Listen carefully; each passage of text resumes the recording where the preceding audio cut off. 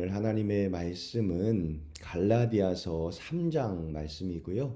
갈라디아서 3장 23절부터 29절까지 말씀을 우리 같이 함께 읽겠습니다. 믿음이 오기 전에 우리는 율법 아래 매인 바 되고 계시될 믿음의 때까지 갇혔느니라. 이같이 율법이 우리를 그리스도께로 인도하는 초등교사가 되어 우리로 하여금 믿음으로 말미암아 의롭다함을 얻게 하려 함이라. 믿음이 온 후로는 우리가 초등교사 아래에 있지 아니하도다. 너희가 다 믿음으로 말미암아 그리스도 예수 안에서 하나님의 아들이 되었으니 누구든지 그리스도와 합하기 위하여 세례를 받는 자는 그리스도로 옷 입었느니라. 너희는 유대인이나 헬라인이나 종이나 자유인에게나 남자나 여자나 다 그리스도의 예수 안에서 하나이니라. 너희가 그리스도의 것이면 곧 아브라함의 자손이요 약속대로 유업을 이을 자니라. 아멘. 오늘 말씀의 제목은 초등교사의 손을 놓고 상속자의 옷을 입다라는 제목으로 함께 하나님의 말씀을 나누려고 합니다. 사도 바울은 율법의 기능을 계속해서 설명하고 있습니다. 특별히 오늘 율법을 초등교사라고 말하는데요. 초등교사라고 하면 초등학교 선생님으로 생각하기 쉽지만 이 초등교사라는 단어는요, 당시 로마 시대를 생각해 봐야 합니다. 초등교사는 초등학교에서 근무하는 교사를 말하는 게 아니라 어떤 집에 있던 종을 일컫는 말이었습니다. 주인이 가장 신뢰하는 한 종을 자기 자녀를 위한 초등교사로 임명한다고 해요. 어릴 적에 그 초등교사라고 임명받는 사람은 제일로 신임받는 종들 중에 한 명이어야 한다고 합니다.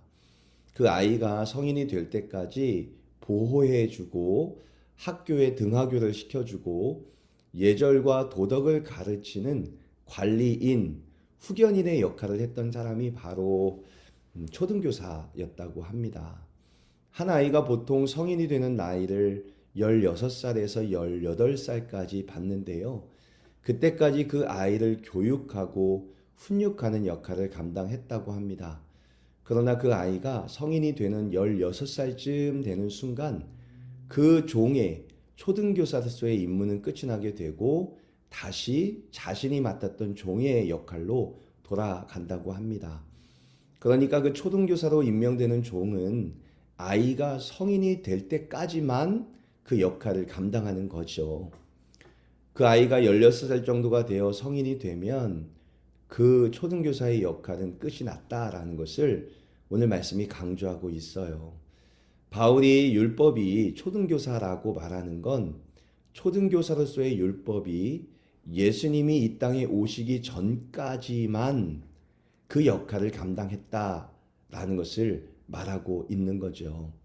어제 김창규 목사님께서 설교하듯이 율법은 죄는 무엇인가를 알리기 위해 죄의 항목을 알려주고 사람들 자신이 죄인이라는 것을 알게 하는 목적으로서 사용되었다라는 것을 보았습니다.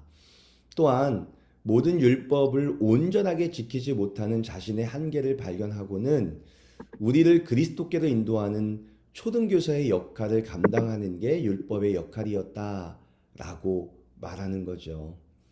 따라서 율법은 예수님이 이 땅에 오시기 전까지 사람들로 하여금 죄는 무엇이고 우리가 온전히 율법을 지킬 수 없다는 한계를 알게 해서 결국에는 우리를 예수 그리스도의 십자가의 은혜 앞으로 밀어넣는 강력한 초대자의 역할을 감당했고 그것이 바로 율법의 역할이었다라는 것을 어제 말씀을 통해서 보았습니다. 따라서 우리는 지금도 율법 아래 매인 자가 아니라 예수님을 만나서 성인이 된 사람이 더 이상 율법, 초등교사의 역할을 보호받지 않듯이 우리는 예수 그리스도의 십자가의 은혜로 완전한 구원을 얻은 자로 살아간다라는 것을 강조하기 위해서 율법은 우리가 예수님을 만나기 전까지 우리를 인도했던 초등교사였다라는 것을 강조하게 되는 거죠. 25절을 한 번 더 보세요. 믿음이 온 후로는 우리가 초등교사 아래에 있지 아니하도다 라고 말하면서 우리는 초등교사였던 율법 아래에 있는 사람이 아니라 완전한 성인이 된 사람처럼 예수 그리스도를 믿는 믿음 안에서 완전한 구원을 얻었다라는 것을 말하고 있는 것이죠. 사랑하는 성도 여러분, 오늘도 우리 마음 깊은 곳에 예수 그리스도를 믿는 믿음으로 구원받았다는 것을 깊게 새겨 넣기를 바랍니다. 결코 우리의 행위가 구원을 얻는데 보탠 것이 하나도 없습니다.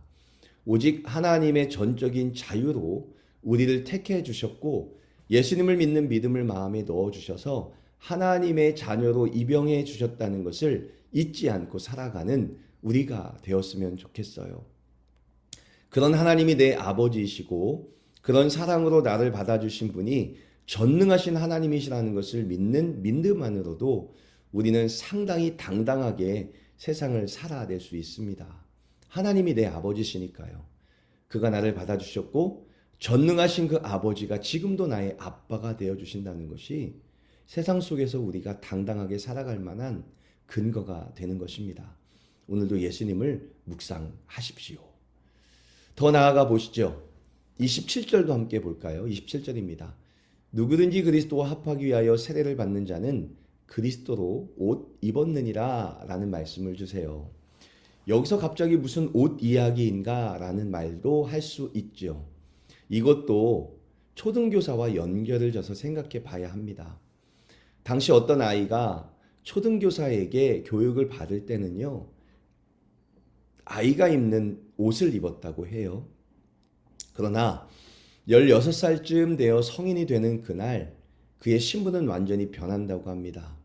성인이 되는 날 그 아이는 가정의 정식 상속자로 인정을 받는다고 하여 즉 아버지의 재산과 집안의 모든 것을 다스릴 권리와 책임을 갖게 되는 날이 성인식이 있는 그 날이라고 합니다.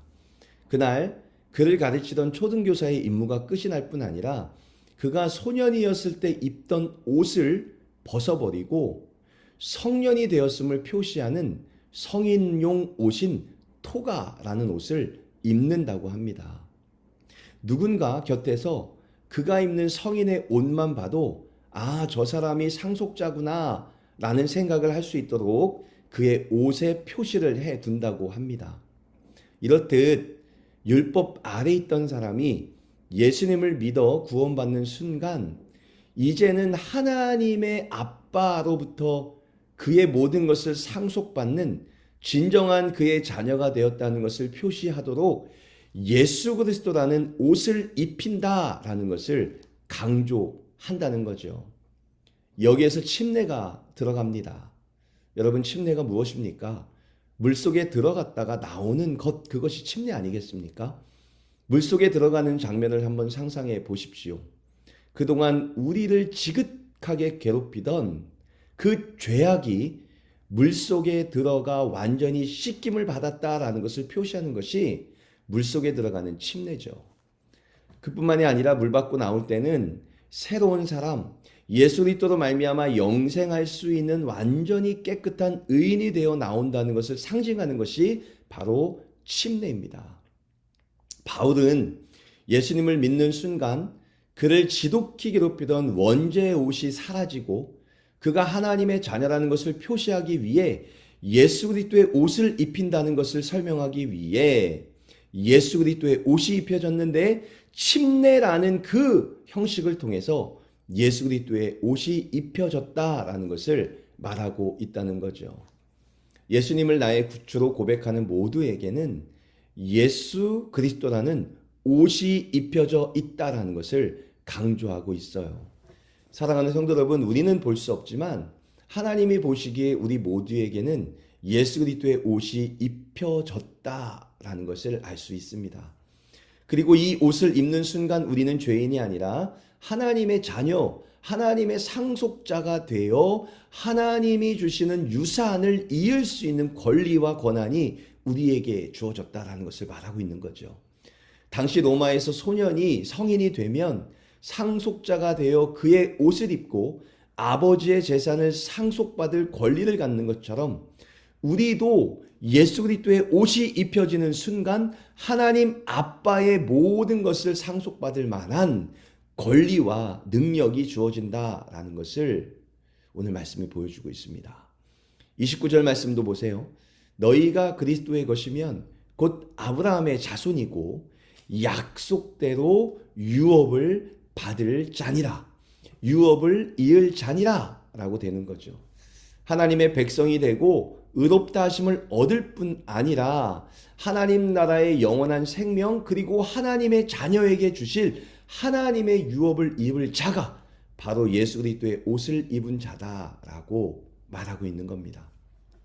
여러분 마태복음 7장 7절부터 11절 말씀에 예수님께서 하나님의 자녀가 되면 주어지는 특권, 하나님의 자녀에게 주어지는 하나님의 유업이 무엇인지를 분명하게 보여주고 있습니다. 제가 한번 읽어볼게요.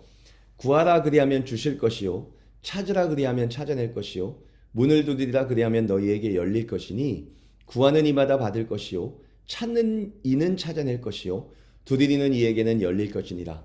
너희 중에 누가 아들이 떡을 달라 하는데 돌을 주며 생선을 달라 하는데 뱀을 줄 사람이 있겠느냐. 너희가 악한 자라도 좋은 것으로 자식에게 줄 줄 알거든 하물며 하늘에 계신 너희 아버지께서 구하는 자에게 좋은 것으로 주시지 않겠느냐.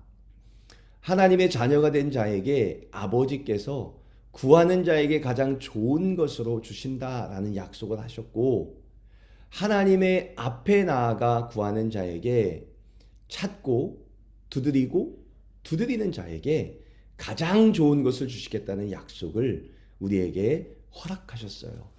이것이 저에게는 유업으로 보입니다.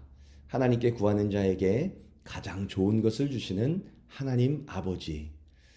저는 오늘 새벽 예배 전에 열왕기 하 말씀을 묵상했는데요.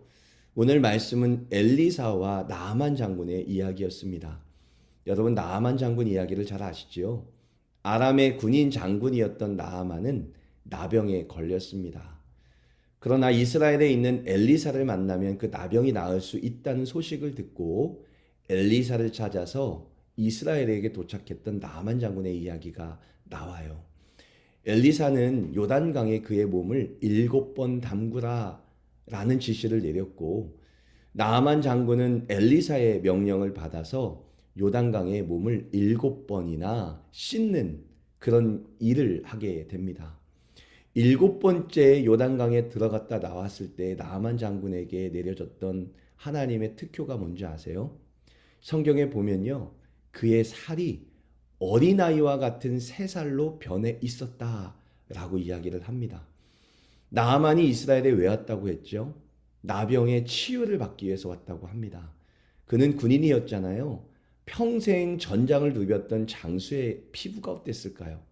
아마도 거칠고 칼을 하도 잡아서 어떤 굳은 살이나 아니면 상처들이 많았을 것 같아요. 그러나 하나님의 지시를 받아 요단강에 갔다 나왔을 때 그의 살이요 어린아이와 같은 새 살로 변해 있었다라고 합니다. 그저 나병만 낫기를 위해 왔는데 그의 살이 어린아이와 같은 새 살을 얻었다. 이것이 하나님의 놀라운 축복이고 하나님의 놀라운 응답이 아니겠습니까?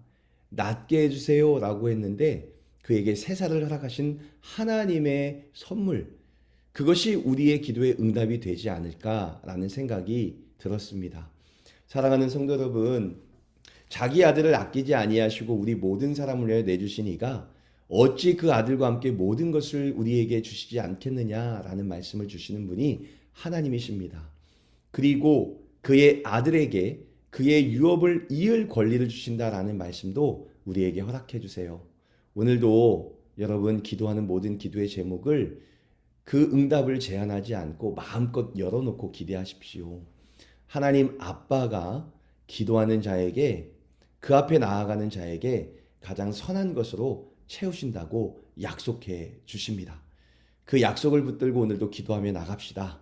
그리고 기도하면서 응답을 기대합시다.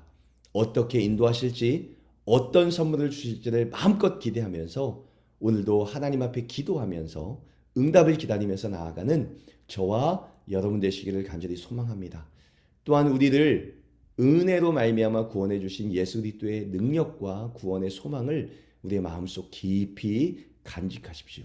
우리의 행위가 아닙니다. 하나님의 은혜로 예수님의 십자가의 구원의 능력으로 우리를 구원해 주신 하나님을 믿는 믿음으로 오늘을 살아내는 저와 여러분 되시기를 예수 그리스도 이름으로 축원합니다.